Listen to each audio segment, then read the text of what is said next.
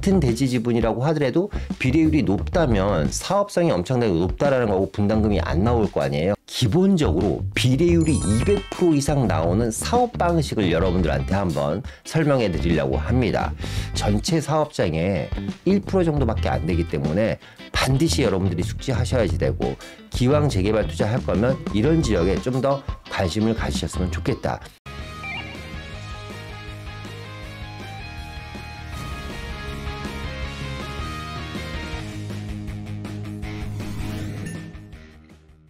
시청자 여러분 안녕하십니까. 부동산 경제학의 황현입니다. 자, 오늘은요 여러분들한테 정말 특별한 내용을 준비했습니다. 지금 최근에 이제 서울시의 여러 가지 개발 방향들, 특히 이제 재개발 같은 경우는 뭐 뉴타운이라는 게 있을 거고, 여러분들 다 아시는, 그리고 재정비 촉진지구라는 게 있습니다. 그리고 뭐 모아타운도 있고 신속통합도 있고, 재개발 방식이 많아도 너무 많잖아요. 그죠? 그런데 오늘도 새로운 재개발 방식에 대해서 좀 소개를 해드리려고 하는데, 이 내용이 왜 꼭 알으셔야지 되냐면 사업성이 어마어마합니다. 보통 이제 재개발 같은 경우는 뭐 아시겠지만 대지 지분보다는 중요한 게 비례율이라는 게 중요해요. 대지 지분이 똑같이 10평이라도 비례율이 200%이면 이 친구 같은 경우는 20평 정도 되는 가치의 권리가액을 받습니다. 근데 비례율이 만약에 120%다. 그러면 얘는 한 12평 정도, 12평 정도 되는 가치를 받습니다. 그러니까 같은 대지 지분이라고 하더라도 비례율이 높다면 사업성이 엄청나게 높다라는 거고 분담금이 안 나올 거 아니에요. 그래서 오늘은요, 기본적으로 비례율이 200% 이상 나오는 사업 방식을 여러분들한테 한번 설명해 드리려고 합니다. 평균 비례율이 200% 넘는 사업 방식의 재개발 구역은요, 전체 사업장의 1% 정도밖에 안 되기 때문에 반드시 여러분들이 숙지하셔야지 되고, 기왕 재개발 투자할 거면 이런 지역에 좀 더 관심을 가지셨으면 좋겠다. 작년에 나온 따끈따끈한 신상 정보고요. 작년에 나왔는데 왜 따끈따끈한 신상 정보지? 라고 말씀하실 분들 계실 수 있는데 많이 알려지지 않았다라는 거죠. 그죠? 이 새로운 방식을 가지고요, 여러 군데서 지금 재개발을 진행하고 있기 때문에 여러분들이 반드시 알으셨으면 좋겠습니다. 자, 시작하기 전에 여러분들 구독, 좋아요, 알람 설정 눌러주시고요. 자, 수요일과 토요일 날 저희가 세미나를 진행하고 있습니다. 오늘 나가는 내용에 대해서도 좀 더 딥하게 궁금하신 분들이라든가 아니면 부동산 시장의 전반적인 상황을 알고 싶으신 분, 또 이번에 대선이 끝났잖아요. 이 새로운 대통령 이후에 앞으로 부동산 시장은 또 어떻게 흘러갈 것인지 정책에 대한 이야기까지 저희가 선물 세트로 준비했으니까요. 수요일, 토요일 세미나에 관심 있으신 분들은 바로 위에 나가는 전화번호로 연락 주시면 될 것 같습니다. 자, 그럼 바로 시작하도록 하겠습니다.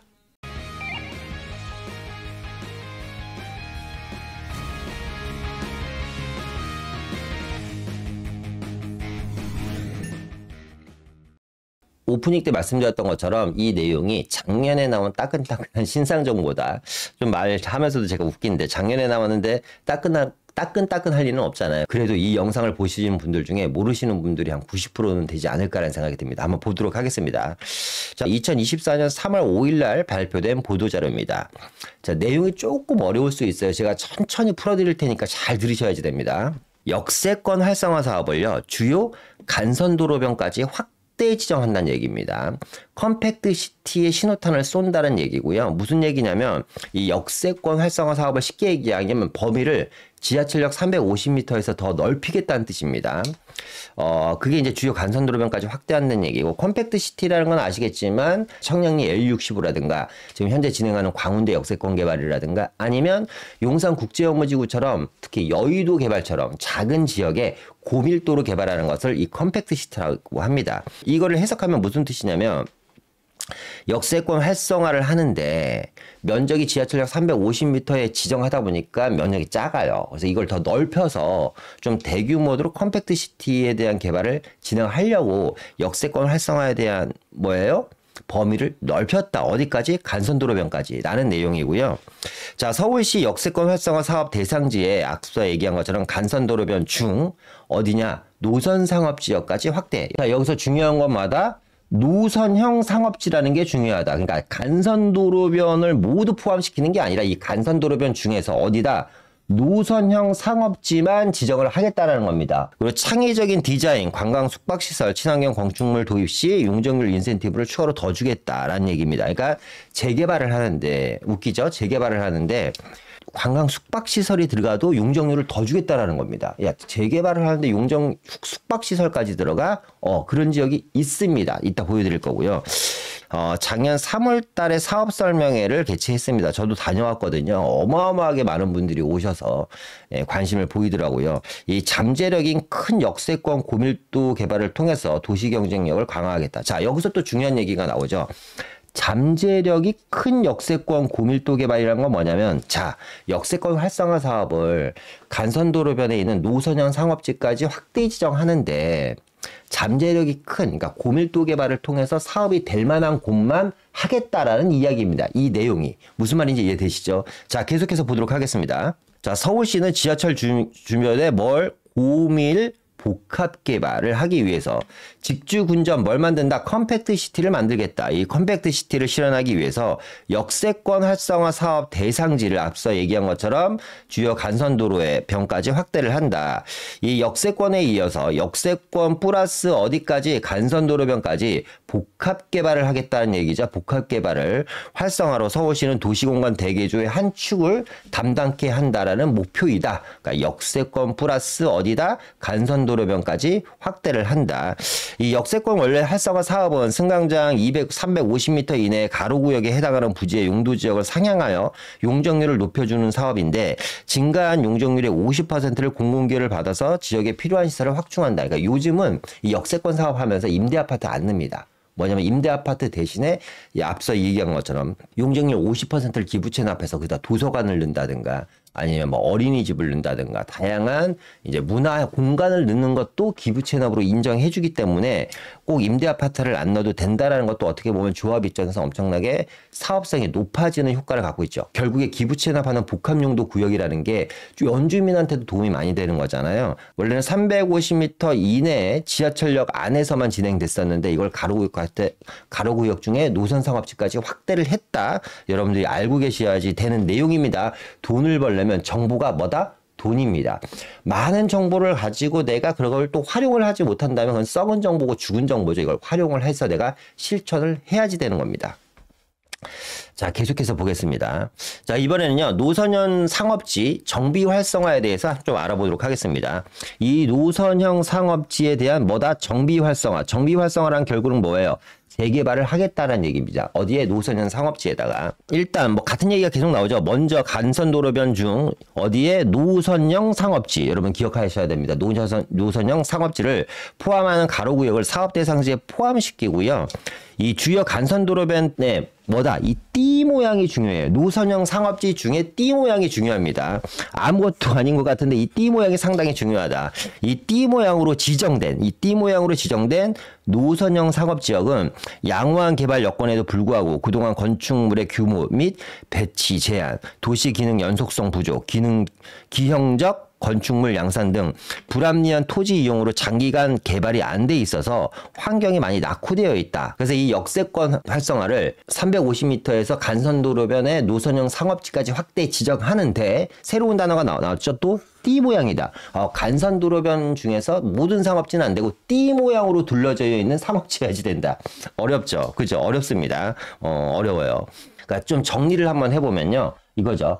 간선 도로변에 도로를 끼워야지 되고 이 간선 도로변에 안에 있는 노선형 상업지여야지 됩니다. 뭘 지도로 보여드리면 바로 이해하실 거예요. 상업지여야지 되는데 이 상업지가 또 크면 안 돼. 어떻게 이루어졌냐? 이 상업지가 또 띠 모양으로 이루어져 있어야지 된대요. 이 띠 모양으로. 이런 지역만 해주겠다는 겁니다. 또 하나 여기다 플러스 알파가 또 나옵니다. 어떤 내용이냐? 이런 노선형 상업지역을 하나의 용도지역으로 변경을 가능하도록 하였으며 일반 상업지역으로 상향 시에는 복합용도 도입을 의무화했다. 이 띠 모양으로 되어야 되는데 이게 두 개 이상의 용도지역이 포함되어 있어야지 됩니다. 그러니까 상업지역과 주거지역이 섞여 있어야 된다는 겁니다. 이러면 어떻게 해주겠다? 대박인 게 아까 말씀드렸던 것처럼 용적률 200%가 넘는다 그랬죠. 상업지 비율이 5%밖에 안 되고 주거지 비율이 95%인 구역이 있다고 치더라도 이 전체 지역을 뭘로 바꿔주겠다? 상업지역으로 바꿔준다는 게 이 노선형 상업지의 의도입니다. 그래서 이 앞서 얘기한 것처럼 일반 상업지는 상향시에는 복합용도 도입을 의무했다고 하죠. 이 복합용도 구역이라는 건 뭐냐면 전체 용적률의 50% 이상을 업무지구나 관광 숙박지구로 만들어야 된다는 얘기입니다. 자, 그러면 노선형 상업지가 무엇인지 한번 보도록 하겠습니다. 자, 이런 거죠. 사업지 대상 예시를 서울시에서 뽑아줬는데요. 노선형 상업지를 포함해야 된다라고 얘기했죠. 자, 앞서 보셨던 것처럼 승강장 지하철역의 350m 안에는 뭘 할 수 있다? 이 350m 안에는 용도 지역을 상향시켜 갖고 고밀도 개발을 할 수 있다는 거죠. 그런데 이 승강장 350m 바깥에 뭐가 있냐면 이렇게 노선형 상업지가 있습니다. 이 노선형 상업지가 있는 데는 뭐 한다? 이 승강장이랑 상관없이 350m가 넘더라도 이 지역을 함께 개발하게 해주겠다라는 게 이 노선형 상업지 재개발입니다. 자, 그러면 이렇게 보면 조금 더 이해 안 되실 수도 있는데 제가 지도를 보면서 한번 말씀드리도록 하겠습니다. 이 노선형 상업지가 가장 많이 있는 지역이 어디냐면 사실상 강남입니다. 강남. 여기가 이제 신사역이고 위에가 압구정동이고 이 아래쪽에 로데오거리고 가로수길이죠. 신사동 이제 먹자골목이 있고 가로수길이 이렇게 있습니다. 여기가 이제 도산대로라고 하는데 여기를 이렇게 지적 편집도로 보면 이제 예를 들어서 이런 거죠. 만약에 신사역 반경 350m를 일단 역세권 개발 사업장으로 제가 표시하겠습니다. 아시겠지만 이 역세권 사업장은요, 더블 역세권 이상인 지역만 해당 사항이 있습니다. 단일한 역세권은 해당 사항이 없다. 야, 지하철역 350m가 꽤 크네요. 총 반경 350m가 한 요 정도 되는데. 그러니까 보시면 이 지하철역 신사역 기준으로 지하철 350m는 뭐냐면 역세권 활성화 대상지입니다. 만약에 한다고 하면 이 원안에까지는 역세권 활성화로 종사형을 통해서 고밀도 개발, 그러니까 청량리의 L65처럼 개발을 할 수 있다라는 얘기죠. 그죠? 그런데 신사역을 기준으로 쭉 가보면 이 대로변이 있죠. 그죠? 이 대로변에 보시면 정말 아주 얇게 이게 띠 모양입니다. 띠 모양으로 상업지가 쭉 길게 연결되어 있습니다. 그런데 이 상업지가 계속 연결되어 있죠. 이렇게 아래로도 연결되어 있고 가로로도 연결되어 있고 이렇게 쭉 연결되어 있습니다. 그런데 이 상업지 있는 지역이 이 상업지 띠 모양으로 이루어진 상업지 지역이 뭐예요?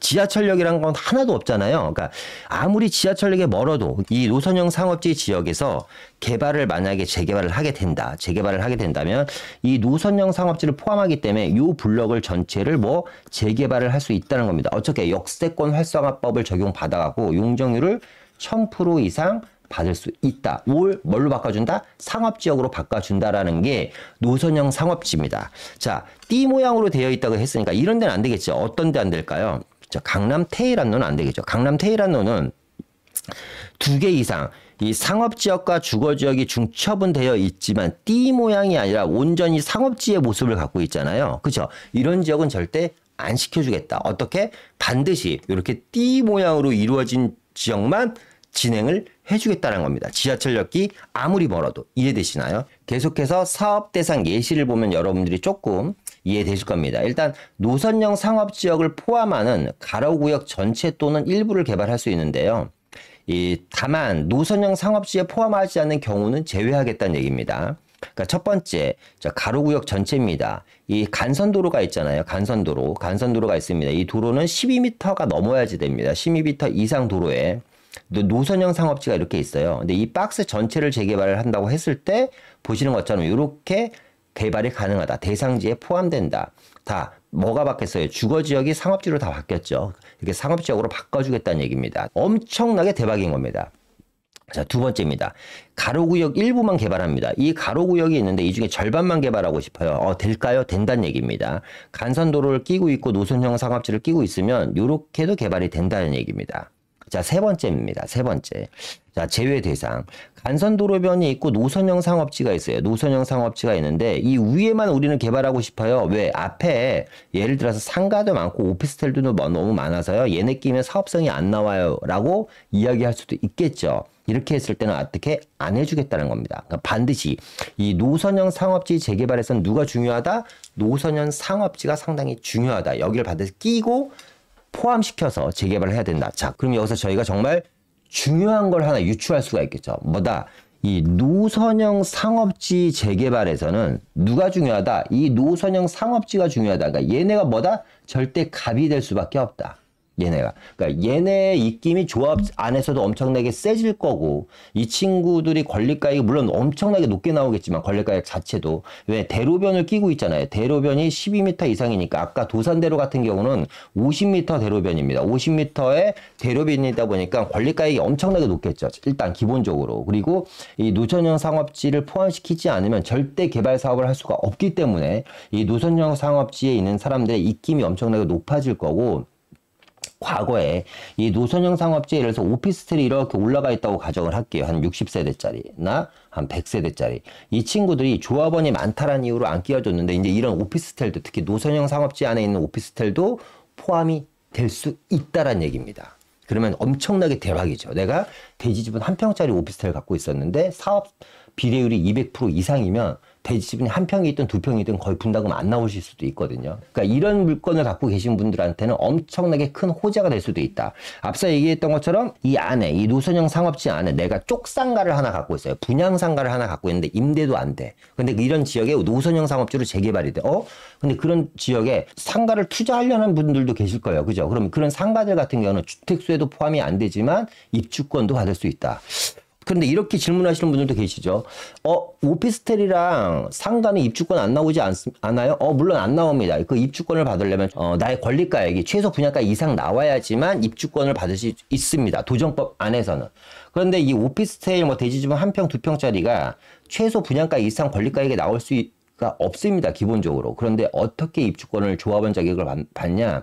앞서 이야기한 것처럼 이 노선 상업지 재개발에서는 이 노선 상업지가 갑이잖아요. 제일 중요합니다. 이 친구들이 없으면 절대 재개발을 할 수가 없습니다. 그러면 뭘로 바꿀 수 있죠? 그렇죠. 조합 정관으로 주택을 줄 수 있게끔, 아파트를 받을 수 있게끔 바꾸는 방법이 있다.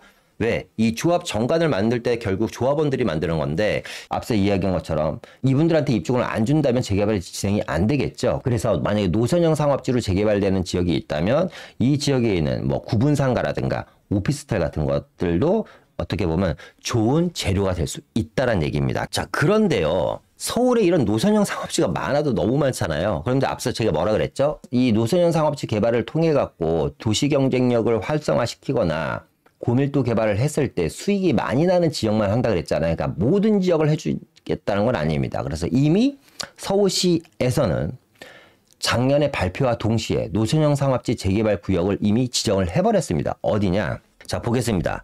간선도로변 노선형 상업지 활성화 방안입니다. 어디다? 율곡로, 도심에는 율곡로, 충무로, 통일로, 만리제로, 용산에는 두 군데가 있네요. 한강대로랑 원효로가 있습니다. 그리고 동북권에는요, 왕산로가 있고, 청계로가 있습니다. 이 청계천 주변이죠. 보문로, 동소문로가 있고요. 이 동남권에는 앞서 얘기한 도로가 나오네요. 도산대로가 나옵니다. 강남대로, 언주로, 봉은사로, 영동대로, 서초대로, 태해란로가 나오고요. 그러니까 서북권에는 은평로가 있죠. 은평로는 아주 좁습니다. 이 정말 아주 좁아요. 그죠? 이게 되게 좁게 나오고 있고. 서남권에는 영등포로가 있고 영중로가 있고 사당로가 있습니다. 전체 94만 9천 제곱미터에 달하는 면적이 이 노선형 상업지 활성화 지역으로 이제 지정이 됐다. 그럼 요 지역들, 지금 나와 있는 요런 지역들을 한번 간단하게 가보도록 하겠습니다. 앞서 이 도산대로랑 강남대로는 우리가 봤으니까 도심권 한두 군데랑 용산 지역과 영등포 지역을 한번 가보도록 하겠습니다.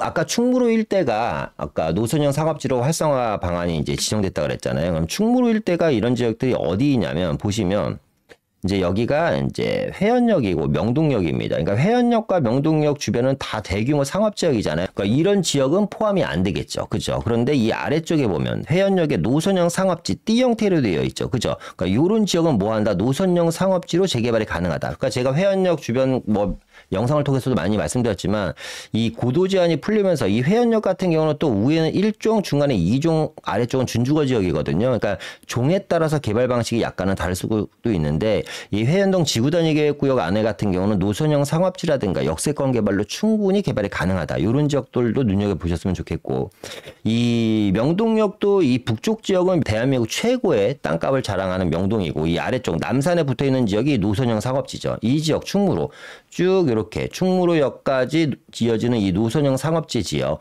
요 지역들을 같이 개발하겠다는 거니까 이런 지역들도 한번 눈여겨보셨으면 좋겠다. 지금 보시면 이 뭐 충무로역이라든가 동대문 역사문화역 이 뒤쪽 지역이라든가 이 신당역 이 뒤쪽 지역, 여기 앞에 있는 노선형 상업, 요 지역들 다 사실상 노후도가 엄청나거든요. 이 북쪽에 그러니까 청계천 지역, 청계천이 흘러가는 지역, 이 청계천 물줄기로 양쪽으로 노선형 상업지가 있죠. 그러니까 요 아래쪽은 지금 현재 모아타운으로 지정된 곳이고, 이런 지역들도 여러분들이 좀 눈여겨보셨으면 좋겠고, 지정된 곳들 중에.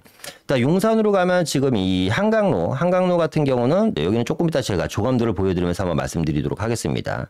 그리고 이 한강로 북쪽 지역으로 가면 이제 한강대로변에 이렇게 노선형 상업지역이 있습니다. 그리고 끝납니다. 그리고 노선형 상업지가 이 어디에요? 숙대입구역 쪽에 있고, 그러니까 왼쪽에 숙대입구를 기준으로 오른쪽 용산공원에 붙어있는 쪽은 노선형 상업지 재개발이 가능하고, 여기는 상업지 면적이 크죠? 이런데 안 된다는 겁니다. 이런 지역은 안 해주겠다는 얘기다. 쭉 보면 후암동 중에서도 서후암동이 노선형 상업지로 포함되어 있으니까 이런 지역들 같은 경우는 상업지로 종상향이 충분히 가능하다는 얘기입니다. 그러니까 서우암동 분들은 완전 대박 터진 거죠. 어떻게 보면. 원효로 지역도 한번 내려서 가서 보면 일단 서계청파동 같은 경우는 뭐 노선형 상업지가 아예 없죠. 아예 없습니다.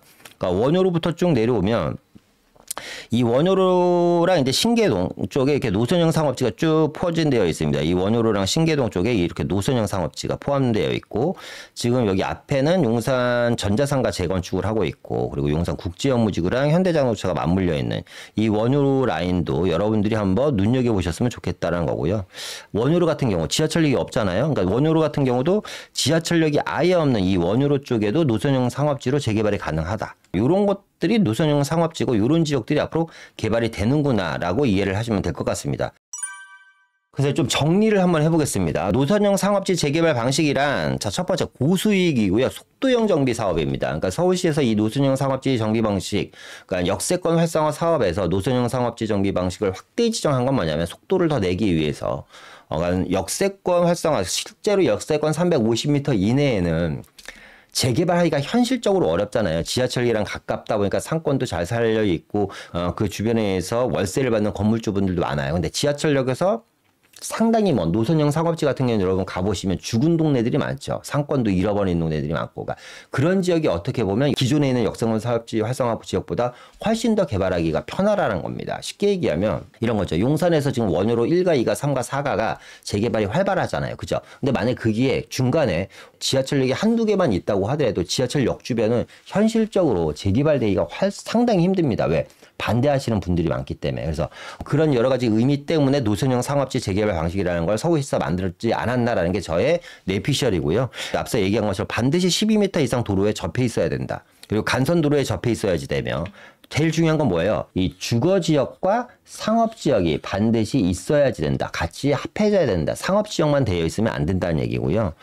전체 노후도가 60% 이상이어야 된다고 합니다. 이런 경우 정비사업이 가능하다는 얘기고, 최대 용적률은 1100%입니다. 주거 400%, 상업 600%로 구성이 가능하다고요. 아파트뿐만 아니라요, 숙박, 오피스, 상업시설 등 복합 용도로도 설계 가능하고, 그러다 보니까 사업성 개선 효과가 있다라는 얘기입니다. 뭐 간단하게 이 정도만 아시면 될 것 같아요. 그러니까 노후도는 기준으로 한 60% 정도 되고 12m 이상 도로변을 끼어 있어야 되는데, 사실 서울시에서 이미 다 발표를 했죠. 이 구역 안에서만 진행할 거니까 이 구역 안에서 여러분들이 관심 있는 지역들을 한번 눈여겨보셨으면 좋겠습니다. 자, 마지막으로요, 사진 하나 보여드릴 텐데, 여기가 어디면 용산 전면 1구역입니다. 앞서 다시 한번 지도를 보면요, 용산 전면 1구역 자리가 이 자리입니다. 자, 여기는 사실상 노선형 상업지는 아닙니다. 왜냐면 이 블럭 안에, 하나의 블럭 안에 2개 이상의 주거지랑 상업지랑 존재해야지 되는데, 여기는 상업지만 존재했기 때문에 노선형 상업지는 아니죠. 근데 제가 이걸 왜 보여드리냐, 여기가 보시는 것처럼 상업지역이랑 주거지역이랑 포함되어 있습니다. 그리고 이게 역세권 350m 이내에도 안 들어옵니다. 그런데 이제 여기가 종상향을 받아갖고요, 최고 지금 얼마의 층까지 짓냐, 최고 49층까지 짓습니다. 사업성이 뭐 어마어마하죠. 비례율이 200% 이상 훨씬 넘는 걸로 예상이 됩니다. 지금 보시는 것처럼 그리고 이제 이주비만 하더라도 한 세대당 20억 정도, 최소 이주비가 20억 정도 책정됐으니까 어마어마한 거죠. 최소 이주비 20억이라는 건 무슨 얘기냐면 여러분들이 여기에 대지주분 한 평짜리 반지하를 갖고 있어도 이주비 20억 준다라는 겁니다. 대단한 겁니다. 그리고 또 하나는 여기가 아파트 단지 안에 파크 하얏트가 들어옵니다. 그러니까 단지 안에 호텔도 들어오고요. 주거 업무 상업시설, 마이스 시설까지 같이 들어옵니다. 조합원 대비 사업성이 엄청납니다. 1800세대니까. 그러니까 이걸 이제 어떻게 보면 제가 샘플링으로 하나 보여드리는 거예요. 노선형 상업지의 재개발 방식이 이 전면 1구역과 유사하다. 이런 식으로 재개발이 될 것이다라는 얘기입니다. 그래서 여러분들이 반드시 노선형 상업지 재개발에 관심을 가지셨으면 좋겠습니다. 지금 발표한 지 1년 정도 됐는데 앞서 제가 보여드린 지역들 다시 보면 이런 지역도 있잖아요. 그런 지역들 안에서 동의서를 걷고 있고 추진위가 만들어진 지역들 여러분들이 한번 눈여겨보시고요. 관심을 가지시면 또 앞서 이야기한 것처럼 알고 행동하지 않으면 아무 의미가 없다 그랬잖아요. 그렇죠? 내가 논어를 한 100번, 200번 읽고 산속에 들어가서 살아요. 돛 닦으면. 그러면 아무런 나와 내 주변에 도움이 안 되는 거잖아요. 물론 자기는 자아 성찰을 할 수 있겠지만 어쨌거나 중요한 거는 여러분들이 새로운 이 사업 방식이 나왔다는 거고요. 이 사업 방식 면적이 그렇게 많지는 않다. 보시는 것처럼 뭐 모아타운이나 뉴타운처럼 몇백 군데를 지정할 수 있는 것이 아니기 때문에 먼저 선점하시는 분들이 앞서 얘기한 것처럼 용산 전면 1구역처럼 이런 지역에 또 아파트를 하나 받을 수 있는 기회가 생길 수 있을 것 같습니다.